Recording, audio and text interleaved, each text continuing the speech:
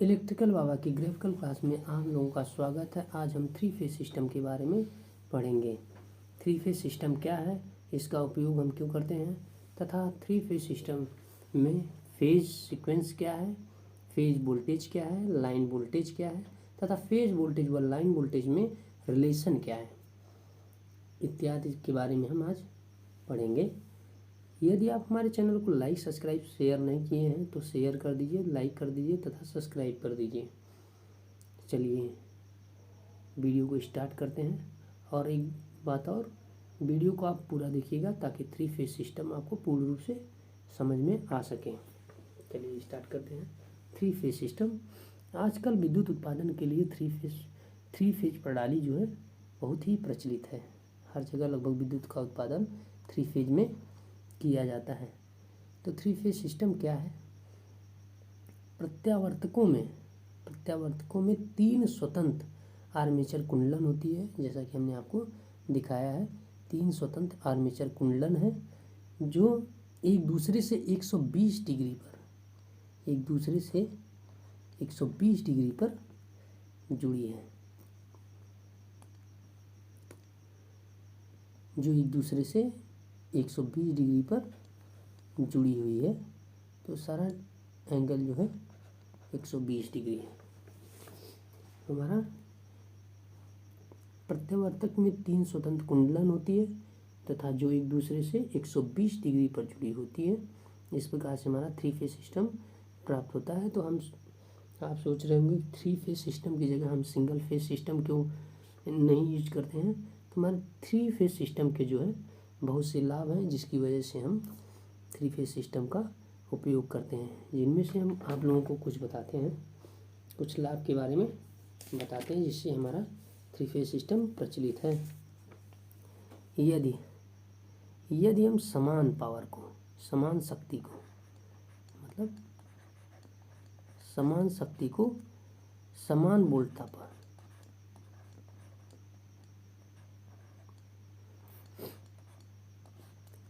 वोल्टता पर समान दूरी के लिए, यदि हम समान दूरी के लिए स्थानांतरित या ट्रांसमिट करें तो हमारा थ्री फेज सिस्टम में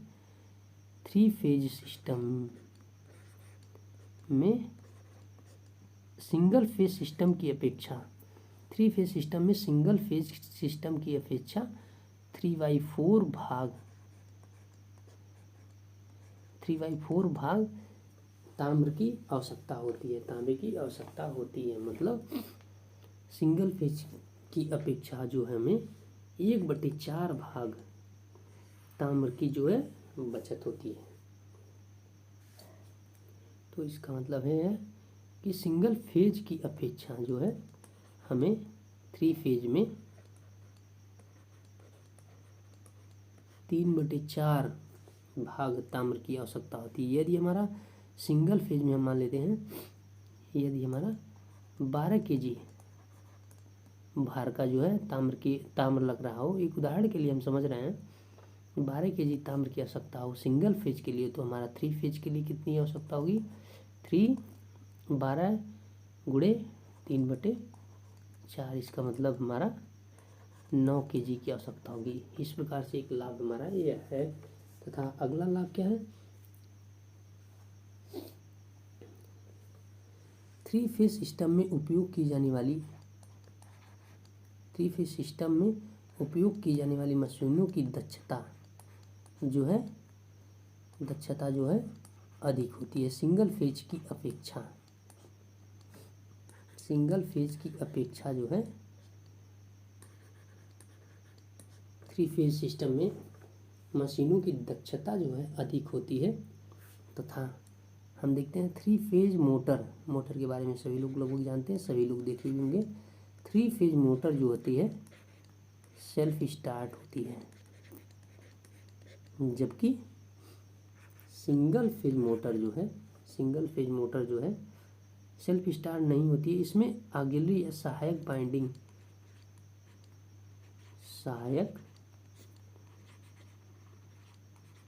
कुंडलन की आवश्यकता होती है।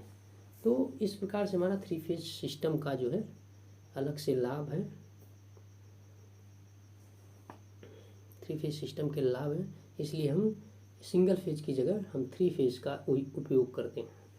तो हम आगे देखेंगे फेज सीक्वेंस क्या है।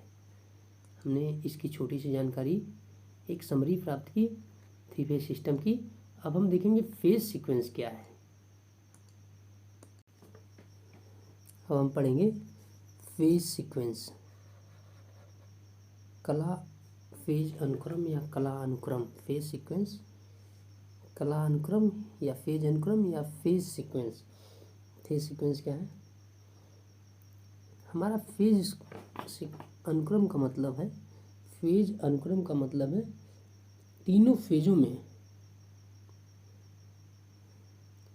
मतलब फेज अनुक्रम का मतलब उस क्रम से है जिसमें तीनों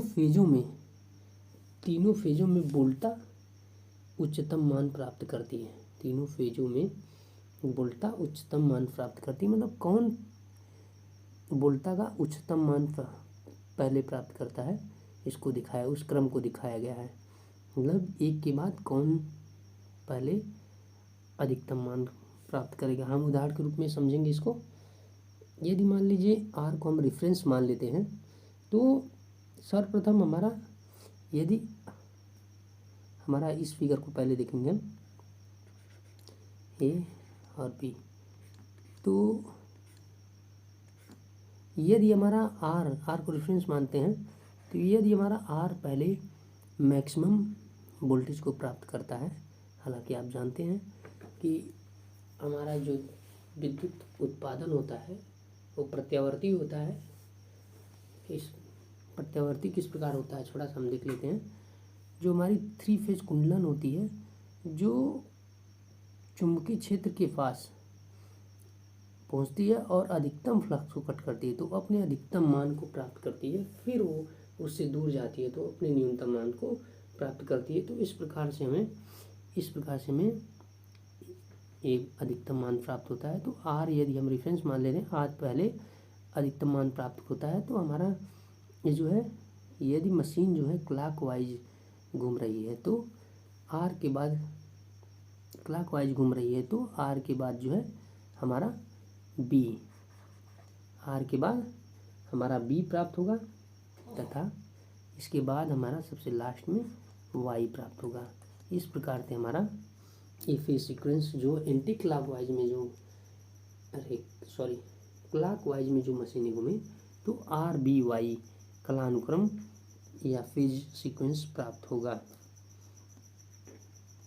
लेकिन यदि घूमने की दिशा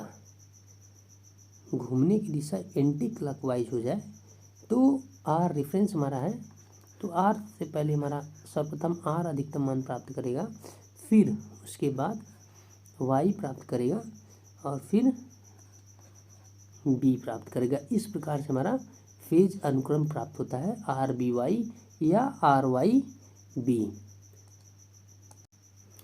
इसका मतलब ये है कि हमारे घूमने की दिशा से हमें परिवर्तित करने से, हमारी घूमने की दिशा परिवर्तित करने से, मशीनों के घूमने की दिशा परिवर्तित करने से फेज अनुक्रम परिवर्तित हो जाता है। तो इस प्रकार से हम कह देंगे कि फेज अनुक्रम या फेज सीक्वेंस के परिवर्तित करने से फेज सीक्वेंस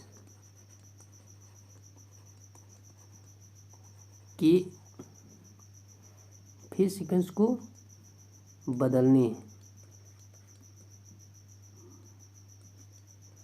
फेज सीक्वेंस को बदलने से मशीनों के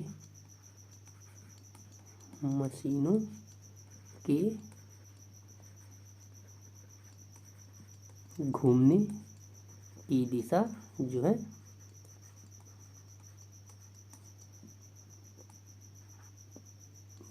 दिशा जो है बदल जाती है। तो हमसे कभी पूछ लेता है हम मशीनों के घूमने की दिशा किस प्रकार से परिवर्तित करते हैं, तो फेज सीक्वेंस को आप बदल करके मशीनों की दिशा, घूमने की दिशा परिवर्तित कर सकते हैं। तो हमने ये फेज सीक्वेंस पढ़ा, इसके आगे चलते हैं। अब हम देखेंगे स्टार कनेक्शन या स्टार संयोजन। स्टार संयोजन क्या है? इस प्रकार के संयोजन में जो है, इस प्रकार के संयोजन में 3 फेज कुंडलों की, मतलब इस प्रकार के संयोजन में 3 फेज कुंडलों के 3 फेज के कुंडलों के एक सिरे को, मतलब या प्रारंभ के सिरे या अंत के सिरे को एक बिंदु पर जोड़ देते हैं। 3 फेज के कुंडलों के एक सिरों को प्रारंभ के या अंत के एक बिंदु पर जोड़ देते हैं, जैसा कि हमने आपको दिखाए हैं।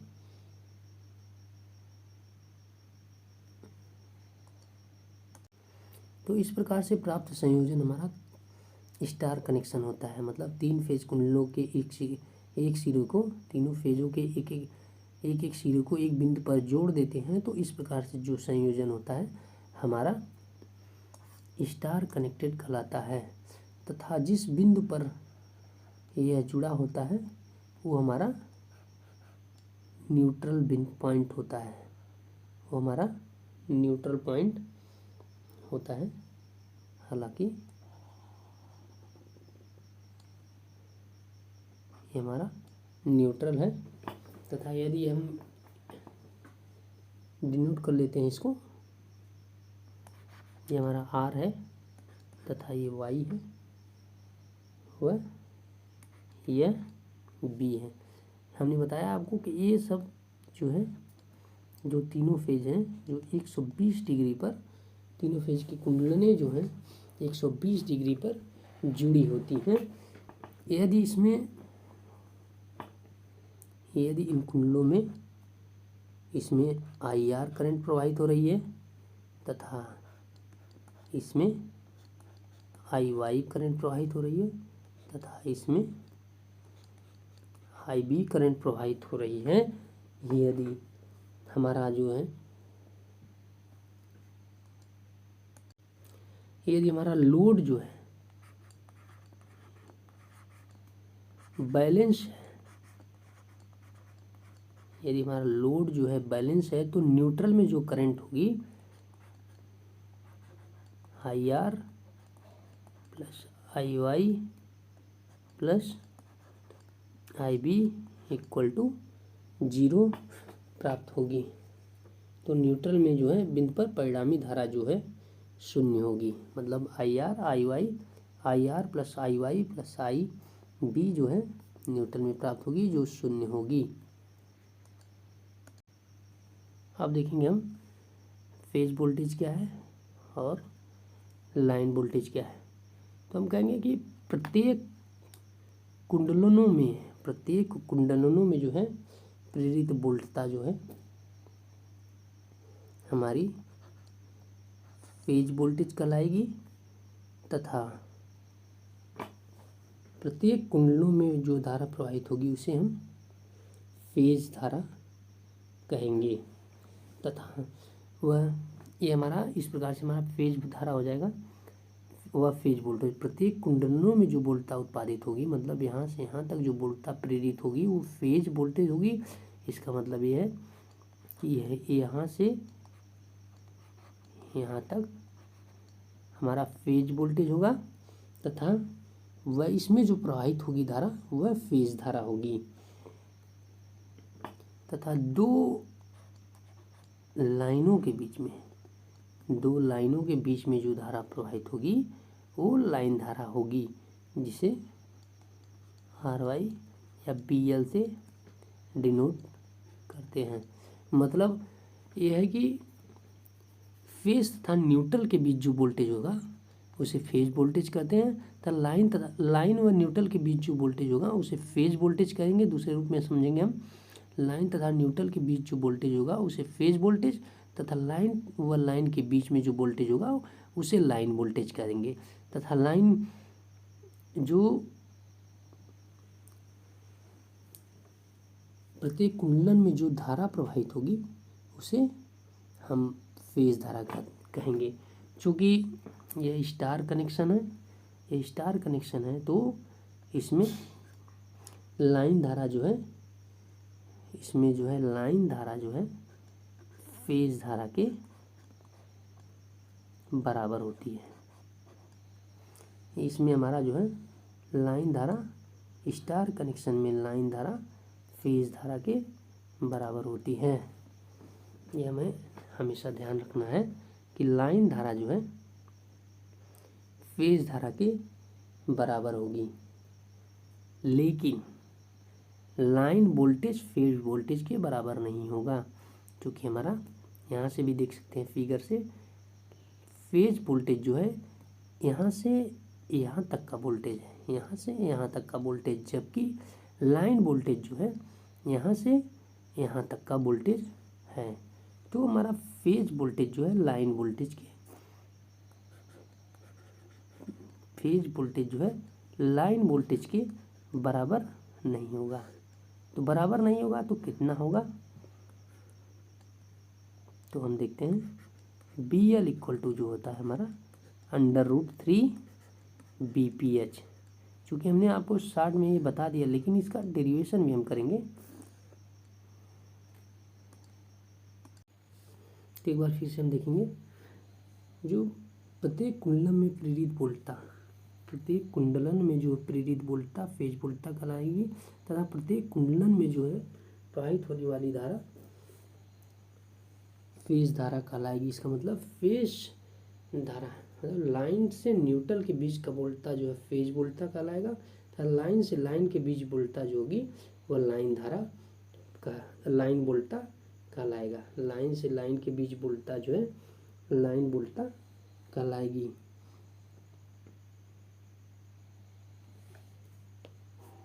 तथा प्रत्येक लाइन में जो प्रवाहित होने वाली धारा, प्रत्येक लाइन में प्रवाहित होने वाली धारा जो है लाइन धारा कहलाएगी। इसमें लाइन धारा जो है फेज धारा के समान होती है। स्टार कनेक्शन में लाइन धारा फेज धारा के समान होती है, लेकिन लाइन फेज वोल्टेज व लाइन वोल्टेज समान नहीं होते हैं, क्योंकि हमने फेज वोल्टेज यहाँ से यहाँ तक का वोल्टता होता है, दो टर्मिनलों के बीच वोल्टता जो लाइन वोल्टता होता है, तो लाइन वोल्टता जो है यहाँ से यहाँ तक का होता है। इसलिए इस प्रकार से हम देख सकते हैं, तो ये दोनों समान नहीं हो सकते हैं। चूँकि हमने ये देखा line voltage equal to √3 BPH है, तो यह कैसे प्राप्त होता है आगे देखते हैं। अब देखेंगे हम relation between line voltage and phase voltage, मतलब लाइन वोल्टेज व फेज वोल्टेज में क्या संबंध होता है। क्योंकि लाइन वोल्टेज जो है दो लाइनों के बीच का वोल्टेज होता है, ये PL, जो कि लाइन 1 तथा लाइन 2 के बीच का विभवांतर है, इसे हम लाइन वोल्टेज कहते हैं। जबकि फेज वोल्टेज होता है प्रत्येक फेज का वोल्टेज होता है, मतलब phase to line to neutral के बीच जो होता है वो फेज वोल्टेज होता है। ठीक, तो हमारा लाइन वोल्टेज जो है लाइन 1 तथा लाइन 2 के बीच जुड़े फेजों की, मतलब लाइन 1 जो लाइन वोल्टेज होगा लाइन 1 तथा लाइन 2 के बीच जुड़े फेजों की वोल्टता के अंतर के बराबर होगा। मतलब हम निकालेंगे, यदि VL इक्वल टू PRY में निकालेंगे, तो BRY में निकालेंगे तो हमने क्या बोला, फेज वोल्टता के वेक्टर सदिश अंतर, वेक्टर डिफरेंस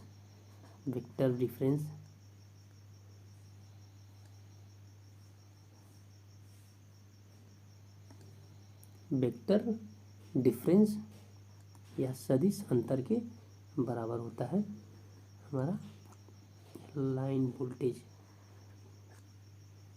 किसी भी दो लाइनों के बीच की वोल्टेज को हम लाइन वोल्टेज कहते हैं। तो लाइन वोल्टेज जो है दो लाइनों के फेज वोल्टेज के सदिश अंतर के बराबर होता है। लाइन वोल्टेज जो दो लाइनों के बीच फेज वोल्टेज के सदिश अंतर के बराबर होता है। हम देखते हैं हमारा फेज वोल्टेज ये है तथा इसमें फेज वोल्टेज है।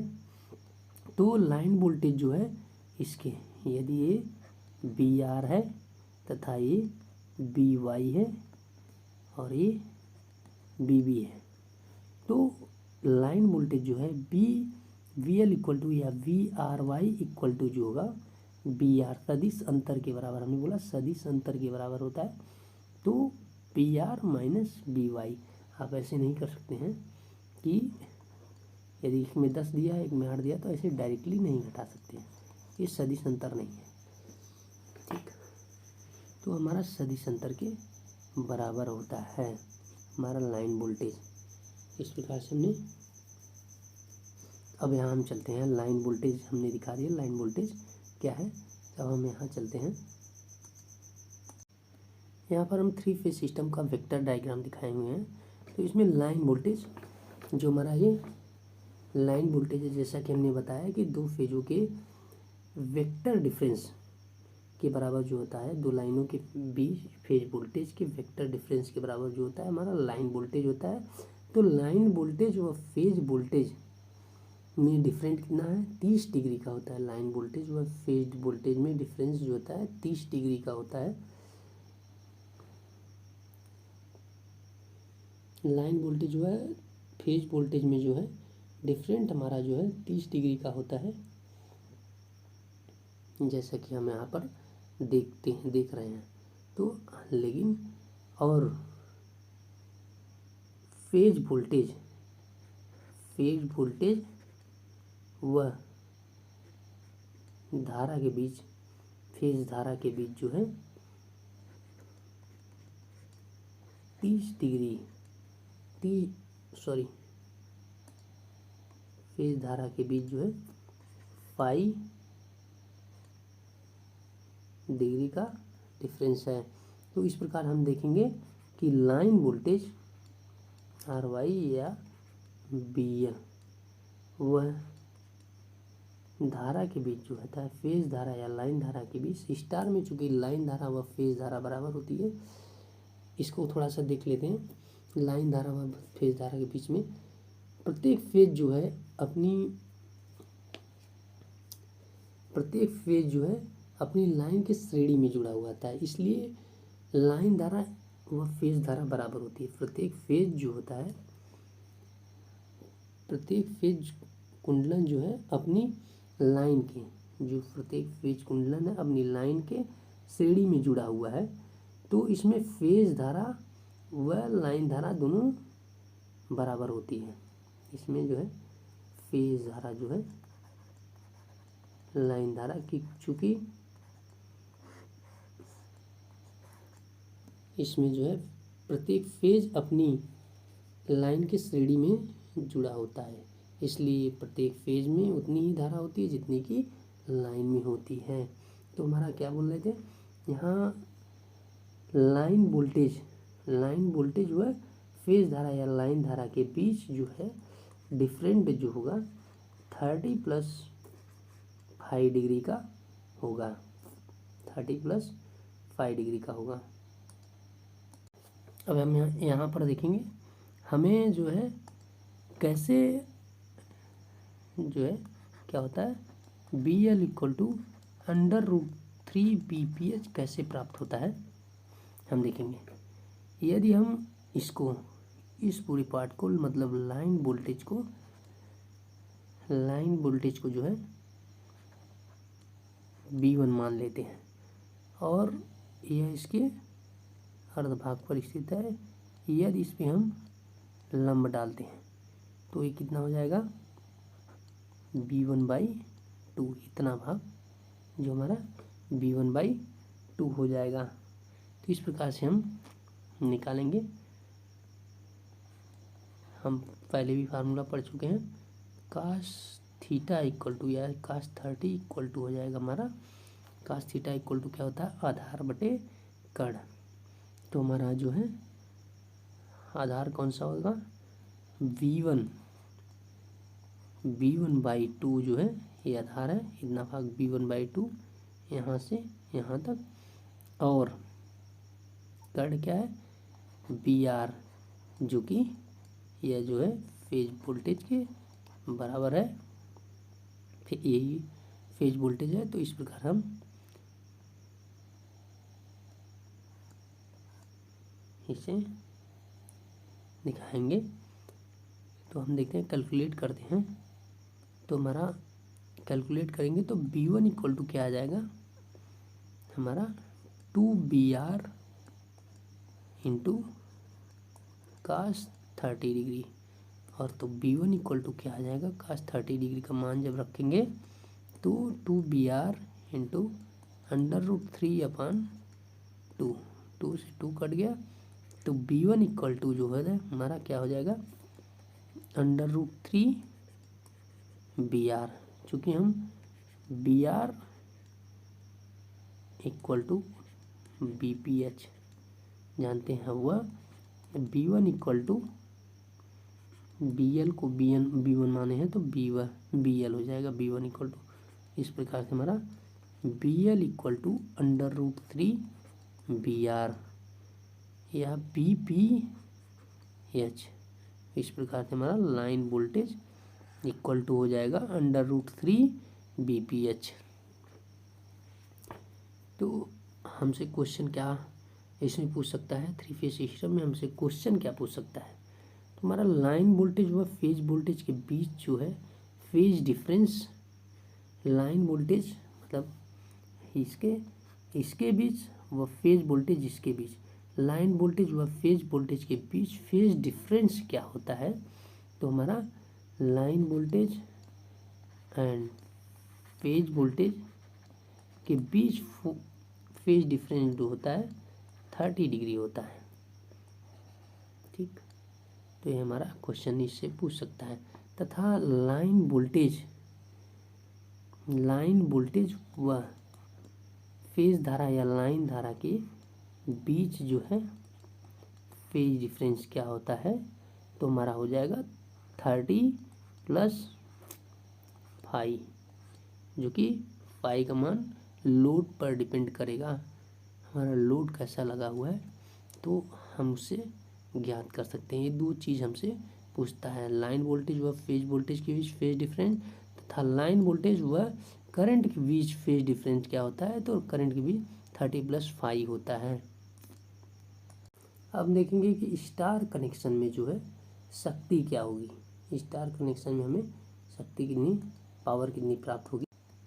स्टार कनेक्शन में जो है कुल शक्ति जो होती है परिपथ में, जो स्टार कनेक्शन परिपथ में जो कुल शक्ति होगी तीनों फेजों की शक्ति की जो है योग के बराबर होगी। तीनों फेजों की शक्ति के योग के बराबर होगी। तो हमारा टोटल पावर जो होता है स्टार कनेक्शन में, टोटल पावर जो होगी 3 × 1 फेज पावर होगी। तो 3 × 1 फेज पावर होगी, जो कि 3 × VPH IPH cos φ ये होता है। तो इस प्रकार से हम ये हमारे लिए P इक्वल टू होता है। हम यहाँ पे हमेशा कंफ्यूज होते हैं कि कभी कभी हमें √3 BLIL या BI cos φ मिलता है और कभी कभी 3 मिलता है। तो देखिए हमारा स्टार कनेक्शन ये फेज वोल्टेज है और ये फेज करंट है। मतलब फेज वोल्टेज व फेज करंट जब रहता है तो 3 से गुणा होता है। 3 × फेज वोल्टेज व फेज करंट, हमने जैसा कि बताया टोटल पावर इक्वल टू होगा 3 × 1 फेज में पावर। चूँकि 3 फेज लगा हुआ है, 3 फेज कनेक्शन है, तो 3 × 1 फेज का पावर या तीनों फेजों के शक्ति का योग जो होगा हमारे स्टार कनेक्शन में वो टोटल शक्ति होगी। तो हमारा यहाँ से ये फेज के लिए हो गया, यहाँ 3 होता है। लेकिन हम जानते हैं BPH इक्वल टू BL अपान √3 होता है तथा IPH इक्वल टू IL होता है। इसलिए इन समीकरण के द्वारा हम इसे दूसरे रूप में लिख सकते हैं, जो कि P इक्वल टू होगा 3 तो हम जानते हैं, यहाँ पे BPH की जगह हम लिखेंगे BL into √3 into IPH equal to IL होता है, तो IL लिखेंगे cos फाई। तो √3 जो है 3 से कटेगा तो हमारा प्राप्त क्या होगा, √3 BL IL cos फाई, ये हमारा पावर हो जाएगा।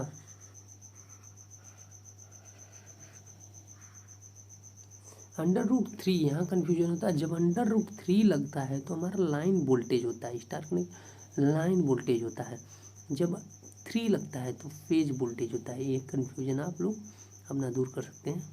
फेज वोल्टेज जब लगा रहेगा और फेज धारा रहेगा या लाइन धारा, कुछ भी लाइन धारा और फेज धारा दोनों स्टार कनेक्शन में बराबर होती है, इसलिए इसको नहीं ध्यान देते हैं वोल्टेज को। तो हमारा जब फेज वोल्टेज रहेगा तो 3 से गुणा होगा, क्योंकि हमने आपको बताया भी टोटल पावर जो होती है 3 फेज स्टार कनेक्शन में 3 गुणे एक फेज की शक्ति, तो फेज की शक्ति होती है, तो इसलिए 3 गुणे लिखेंगे। चूँकि ये लाइन की शक्ति है तो √3 लिखते हैं। तो हमने आपको कैलकुलेशन करके संपूर्ण बताया। और एक बात और ध्यान रखना है, ये जो फाई है, फाई जो है फेज, फाई जो है किनके बीच फेज डिफरेंस है, फेज वोल्टता, फाई जो है फेज वोल्टता व फेज धारा के बीच का कोण है। फेज वोल्टता व फेज धारा के बीच का कोण है, इसे भी ध्यान आप रखिएगा। फाई जो यहाँ प्राप्त हुआ है फेज वोल्टता व फेज धारा के बीच का कोण है। आज के लिए बस इतना ही। आगे हम डेल्टा कनेक्शन के बारे में बताएंगे। तो एक बार पुनः, यदि आप हमारे चैनल को लाइक सब्सक्राइब नहीं किए तो लाइक सब्सक्राइब कर दीजिए तथा शेयर करना मत भूलिएगा।